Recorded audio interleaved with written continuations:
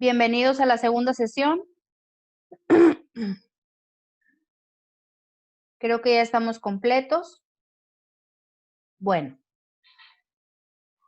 antes de que se nos acabara la sesión anterior, me quedé explicándoles los tipos de intereses que se puedan presentar en el entorno de un estudiante, ¿sí? Explicamos los primeros: afectivos, conductuales y cognitivos, ¿sí? Acuérdense, el último dije todo lo que se pueda relacionar con base al aprendizaje. Número 2, están los situacionales o personales. En este caso, fíjense bien, conforme más edad vaya alcanzando una persona, comienzan a aparecer prioridades y aspectos no tan de tanta trascendencia, ¿verdad? O sea, como minorías. Entonces, los situacionales o personales trabajan en función de mayor a menor interés, importancia o de acuerdo al papel que éste desempeña. Perdón, ¿por qué?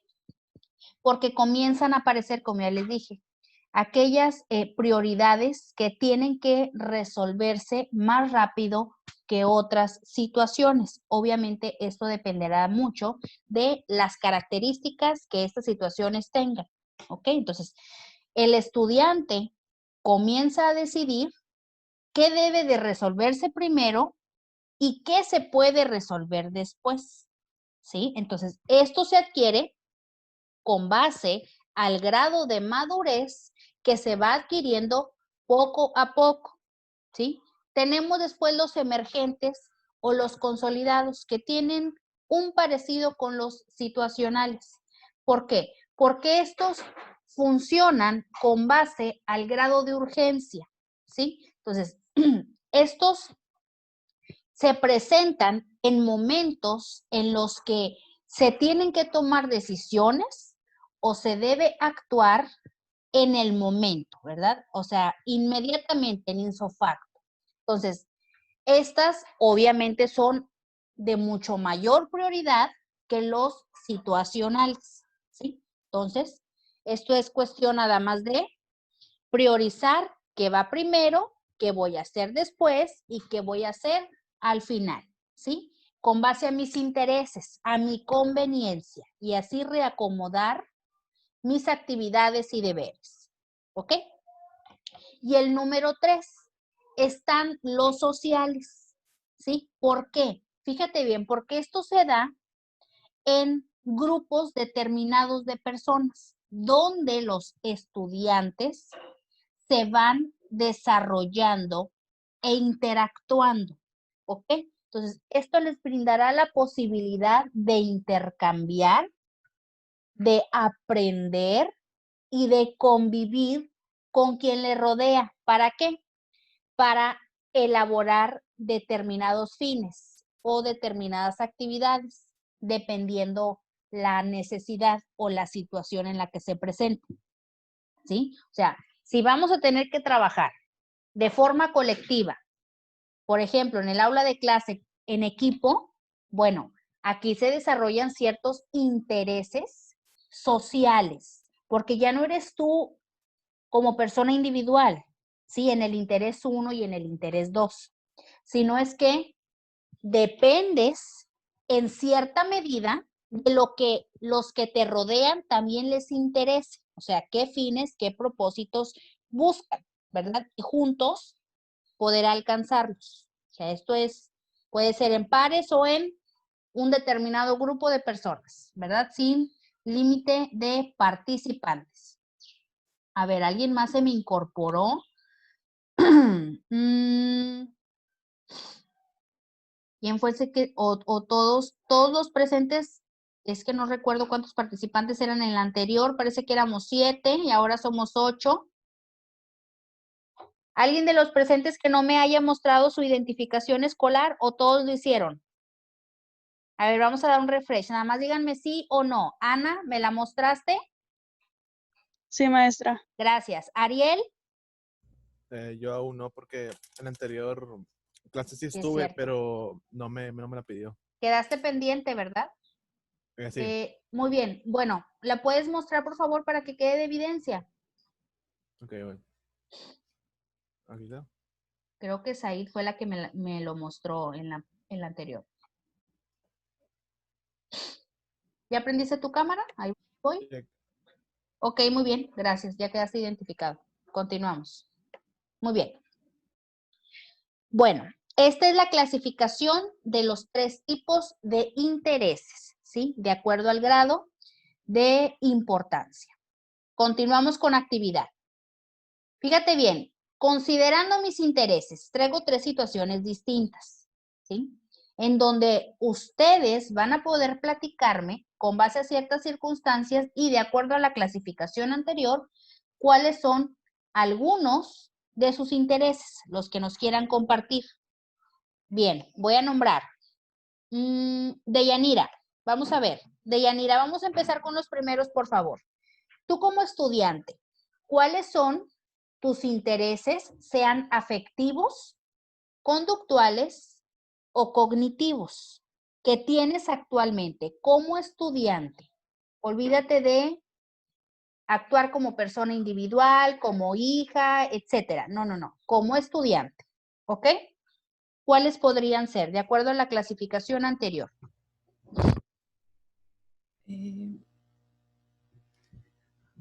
Podría ser, Acuérdate que estamos hablando de aquello que te interesa. ¿Sí? Si me regreso, hablábamos de un enfoque afectivo. Cualquier tipo de interés que te provoque una emoción, una sensación, sea agradable o desagradable, no lo podemos saber. Las conductuales y cognitivas van de la mano. Todo aquello que tú puedas relacionar con base a el aprendizaje continuo y que se convierta al final de cuentas en un interés. bueno, yo creo el aprender algo nuevo. Sí, está bien, algo nuevo. Muy bien, entra como cognitivo. Muy bien, aprender algo nuevo. ¿Qué más? Mencióname un afectivo. Un interés que te provoque alguna emoción.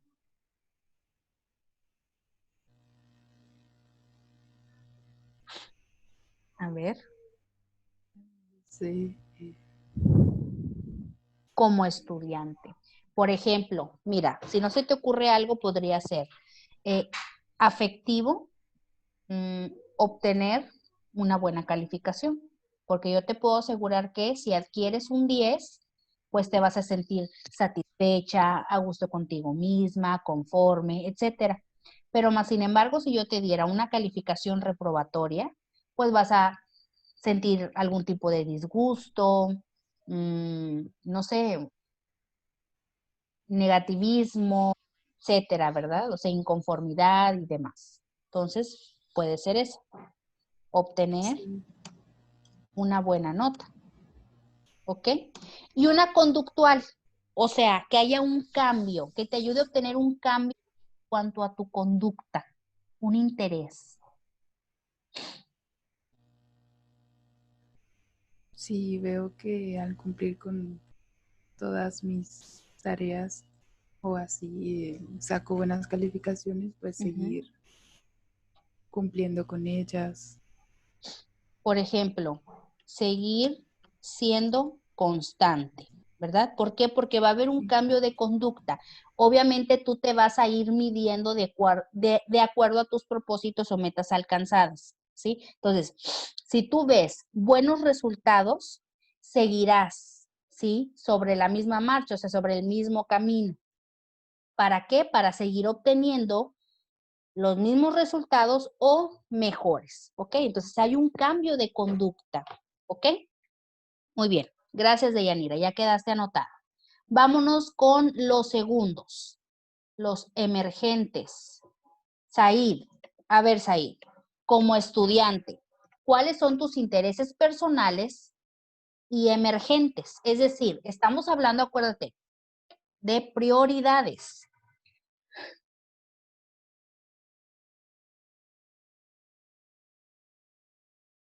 A ver, Said, ¿cuáles podrían ser? Compártenos algunas ahí. La verdad no sabría qué responder.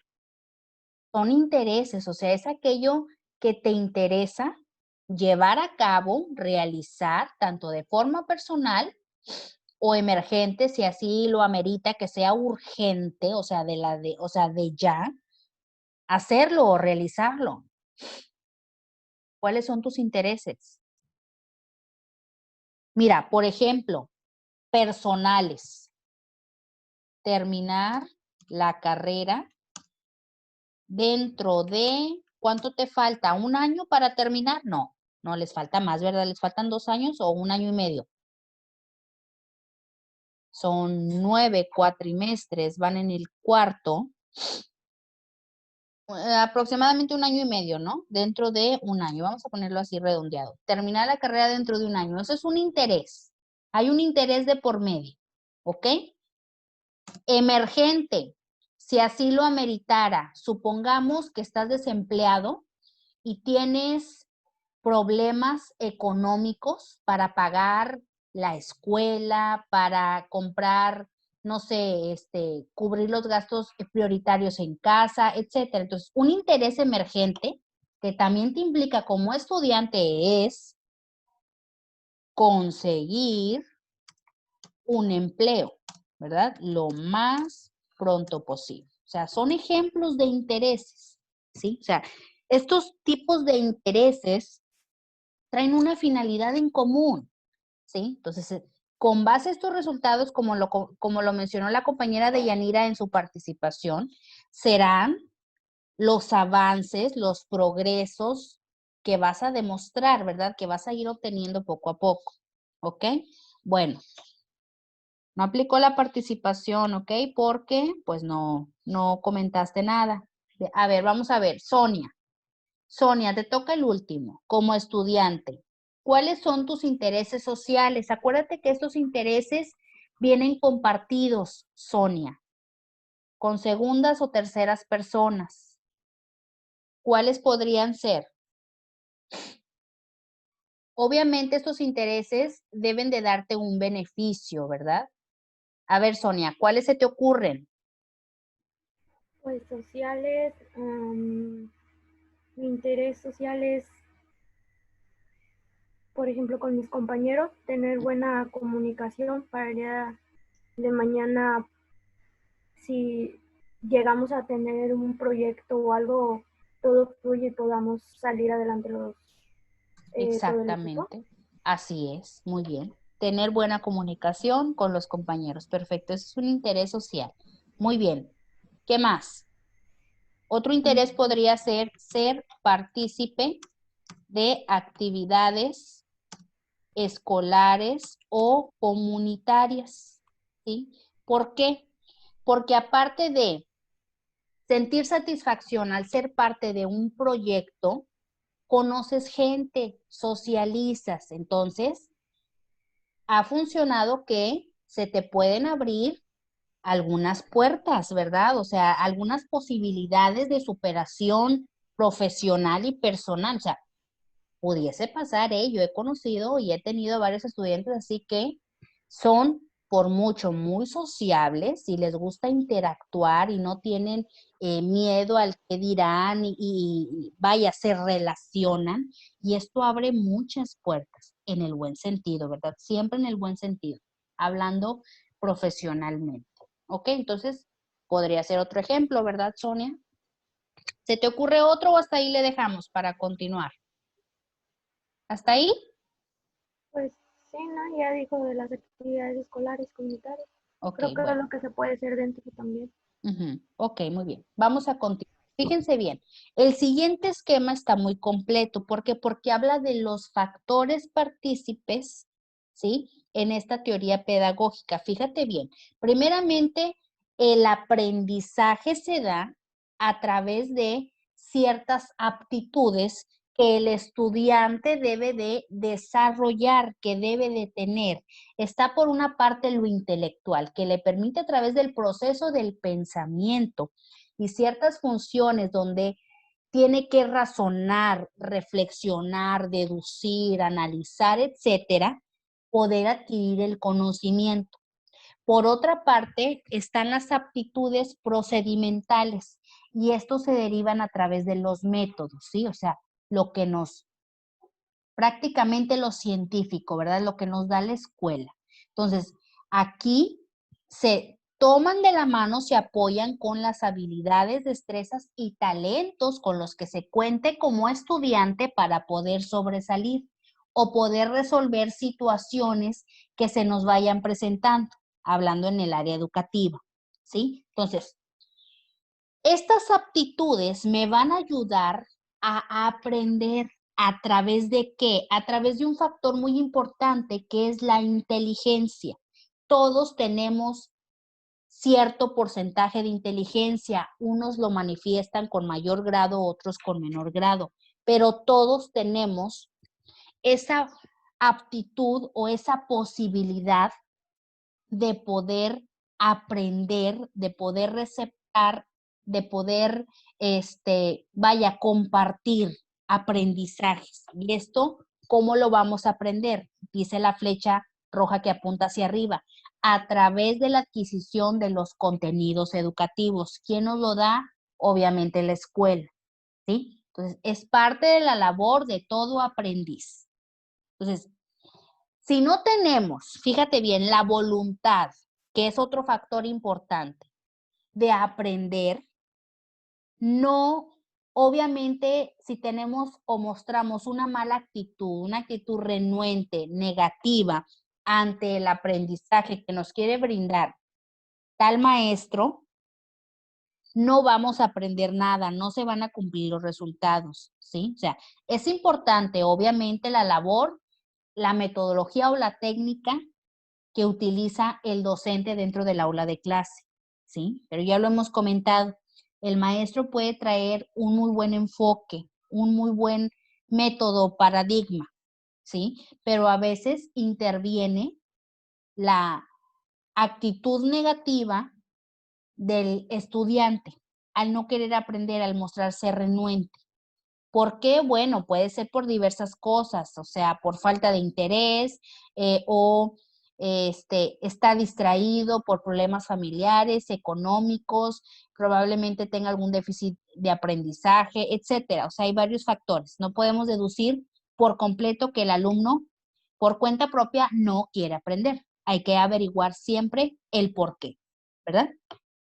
Obviamente es más fácil cuando se tiene una actitud positiva. ¿Por qué? Porque el contenido educativo es bien recibido. Entonces, cuando pasa esto, por eso esta imagen asemeja a un ciclo, o sea, el ciclo comienza a funcionar de forma positiva. ¿Para dar qué? Para dar buenos resultados, ¿sí? Entonces, los factores primordiales aquí es primeramente identificar cómo puede el aprendizaje, el aprendiz adquirir el aprendizaje, ¿sí? Cómo le funciona mejor, a través de qué, de la inteligencia receptando los contenidos educativos y con voluntad, es decir, tener buena actitud para querer hacerlo, ¿sí? O sea, dejarse apoyar. ¿Para qué? Para que el docente haga de forma adecuada su trabajo. ¿Ok? Vamos a avanzar. Tema número 2. John Dewey. Fíjate bien, vamos a conocer algunos antecedentes de este personaje. John Dewey nació en Estados Unidos de América en el año de 1859 y murió en el año de 1952. Este personaje fue filósofo, doctor, activista y educador contemporáneo, muy reconocido en su estado, considerado el padre de la psicología progresista. Pero, ¿qué es la psicología progresista? Fíjate bien, desde el enfoque de John nos dice que este tipo de psicología representaba el interés principal de la educación al niño, un tanto parecido a la teoría pedagógica que vimos con el anterior personaje. Expone que se debe comprobar el pensamiento por medio de la acción si se requiere que éste se convierta en conocimiento. ¿Qué quiere decir esto? Que es muy valioso ¿sí? Y es muy recomendable poder como docentes observar las actitudes, acciones o respuestas que nos den a través del proceso continuo nuestros estudiantes, ¿sí? Con base a lo que vayan aprendiendo. Entonces, de acuerdo a ese tipo de actitudes, sea de rechazo, sea de aceptación, nosotros poder identificar qué estamos haciendo bien, qué estamos haciendo mal, qué le funciona mejor al estudiante y qué no. Entonces, para poder comprobar qué es lo que se piensa, qué es lo que se necesita o se desea, se tiene que recurrir a lo que el alumno manifiesta. ¿Ok? Por eso nos dice aquí. Y esto se convertirá en conocimiento. Por eso es bien dicho. Lo que se dice, el maestro aprende del alumno y el alumno aprende del maestro, porque este es un aprendizaje recíproco, ¿sí? Y es continuo. Entonces, ¿qué nos dice la teoría de Dewey? Nos dice que esta considera indispensable la creación del interés, es decir, la escuela, para poder incentivar esta parte de interés, debe de ofrecer actividades que incentiven de forma gradual al educando, en este caso al niño, ¿verdad? Si hablamos de niveles básicos. Dice, y este sea capaz de desempeñar su rol con relación a estos tipos de intereses, ¿sí? O sea, ¿qué quiere decir? Que el interés debe de nacer con base a la motivación que se le dé dentro del aula de clase, ¿sí? Entonces, si el día de hoy tú te presentas a tu aula de clase con una actividad monótona, por así etiquetarla, aburrida, poco dinámica, con falta de didáctica, obviamente tu clase se va a aburrir, se van a empezar a dormir, a distraer, a hacer cosas fuera del enfoque que tú tenías planeado, ¿ok? Entonces, muy difícilmente vas a despertar su interés porque no vas a saber por dónde llegar para que adquieran ese aprendizaje destinado para tal día, ¿verdad? O sea, hoy yo en mi clase como objetivo general quiero que mis alumnos aprendan tales cosas. Entonces, ¿cómo voy a saber si se cumple ese objetivo? De acuerdo al desarrollo de sus intereses y actitudes, ¿verdad? Entonces dice, el interés no es algo fijo y permanente. ¿Qué quiere decir esto? Que va cambiando de acuerdo a las necesidades. Entonces, todos los días surge una nueva necesidad, ¿sí? Surge una nueva percepción o forma de ver las circunstancias, de ver la vida, de ver el entorno. Entonces, van a surgir obviamente nuevas necesidades, pero eso está bien, porque le permite al estudiante no estancarse, o sea, evoluciona en función de qué, de las actividades y experiencias que vaya adquiriendo todos los días, ¿sí? Por eso siempre es recomendable, al menos yo, sobre todo en mis niveles de enfoque, que ya son superiores, o sea, cada día de clase, ahorita estamos nada más 2 días a la semana, refiriéndome a ustedes. Entonces, el conocimiento aquí proporcionado es muy poco, porque es corto el tiempo y son nada más 2 días para las sesiones. O sea, no es lo mismo cuando llevamos un ritmo escolarizado de más días, no sé cómo estaban acostumbrados en su plantel, si de lunes a miércoles, lunes a jueves o lunes a viernes, la verdad desconozco, pero todos los días se aconseja dar un contenido nuevo.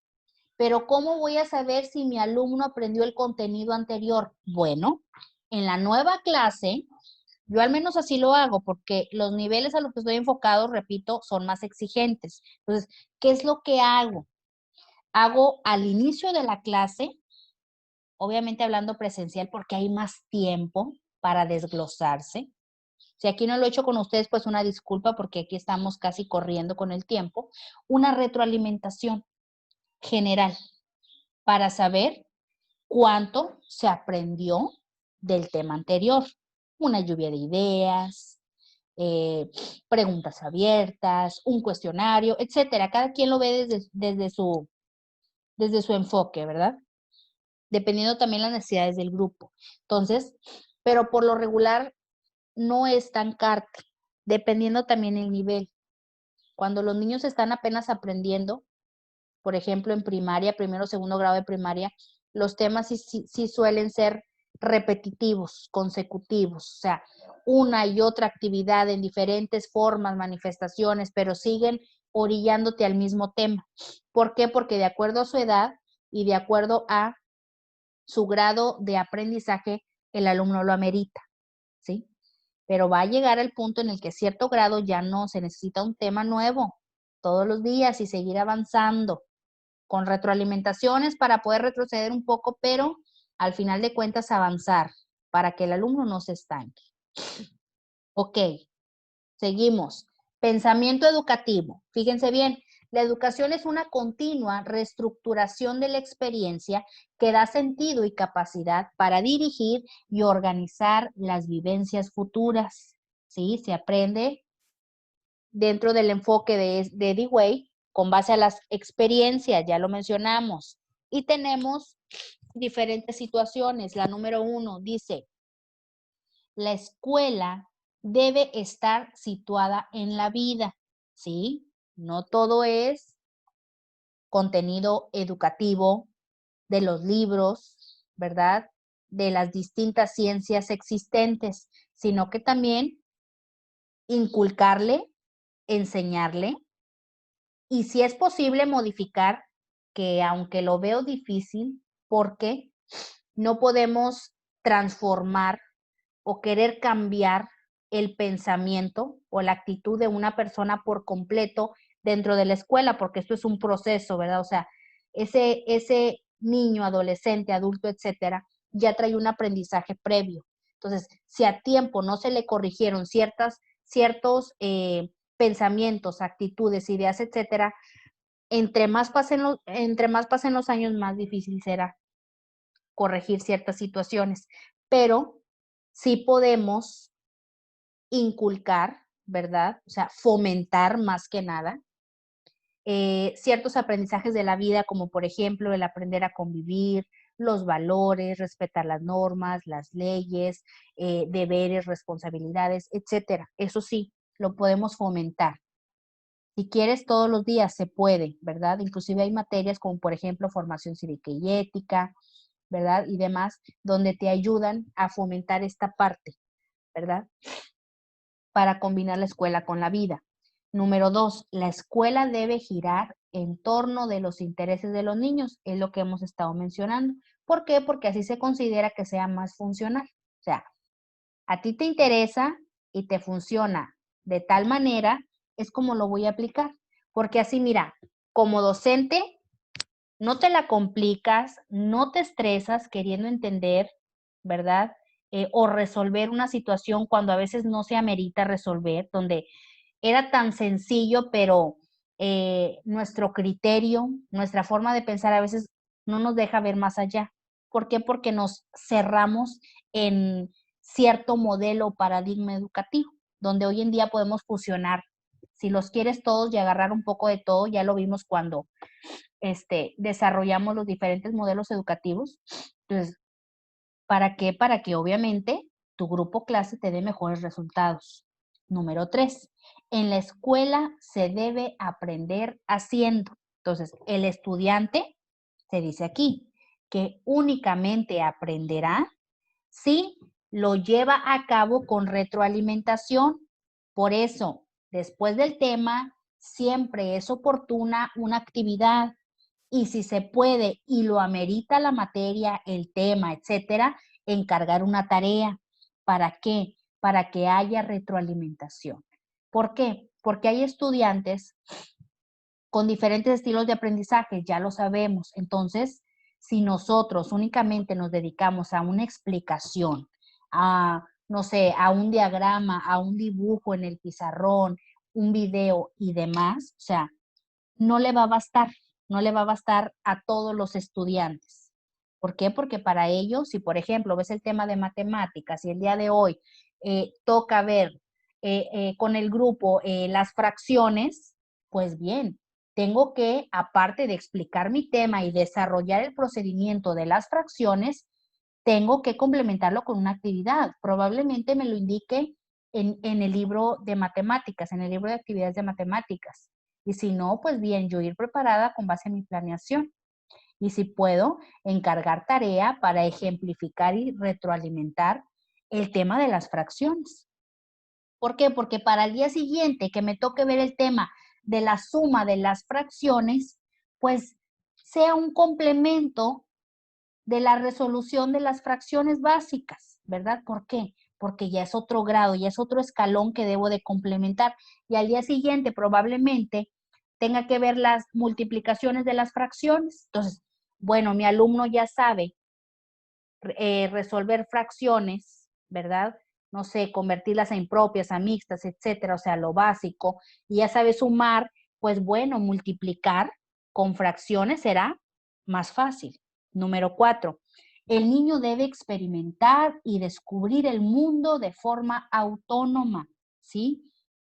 Dejarlo que aprenda por cuenta propia, ya lo hemos mencionado también varias veces, ¿sí? No podemos obligar, tampoco podemos excluir o alejar al niño del entorno, ¿sí? Hablábamos en temas anteriores, aunque vivamos en una sociedad corrupta, con peligro, ¿sí? Donde a veces el padre de familia se preocupa más por sobreproteger al niño, o si por ejemplo está pequeño y lo ve que anda arriba, abajo, para allá y para acá, siéntate, no hagas esto, te vas a lastimar, no juegues con tierra porque te van a salir granitos, etcétera, ¿verdad? No andes en el sol porque te va a dar una infección en la piel. Entonces, son situaciones que el niño necesita por naturaleza explorar y descubrir.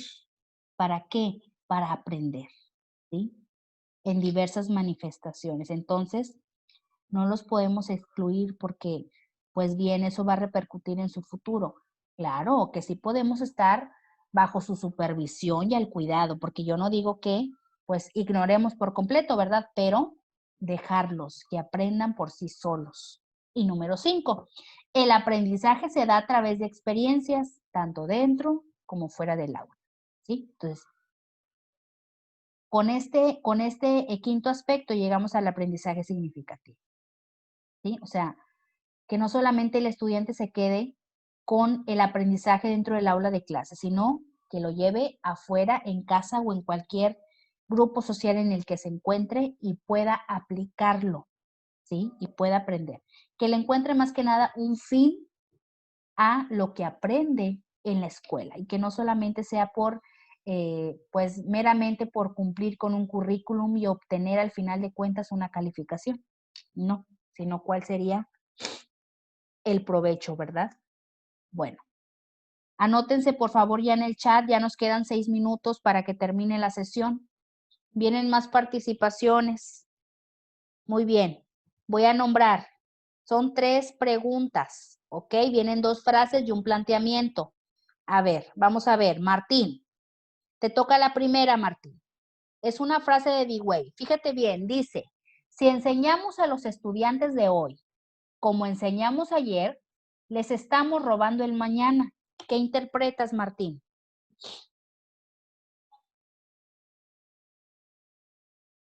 Bueno, que cada día como docentes tenemos la oportunidad de enseñar algo nuevo. Y si ese día lo desperdiciamos, en realidad, en lugar de hacer que el alumno avance, lo estamos empujando hacia atrás. Muy bien.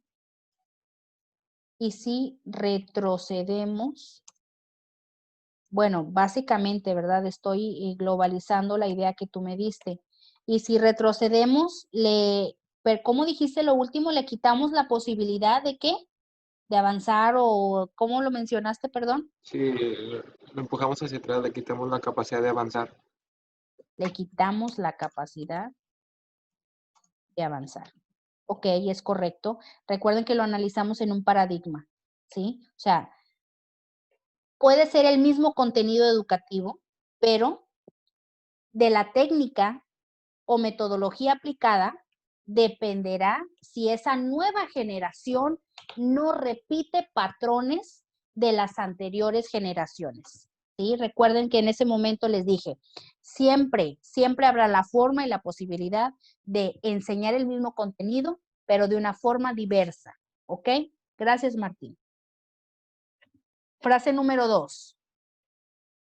Ana, ayúdame, Ana, con la segunda frase, por favor. Dice, nosotros recordamos naturalmente lo que nos interesa y por qué nos interesa. A ver, Ana, ¿qué interpretas? ¿Por qué? Porque somos capaces, por naturaleza, de recordar justamente aquello que nos interesa, hablando obviamente del enfoque de los intereses, y lo que también no nos interesa. ¿Por qué? ¿A qué se debe?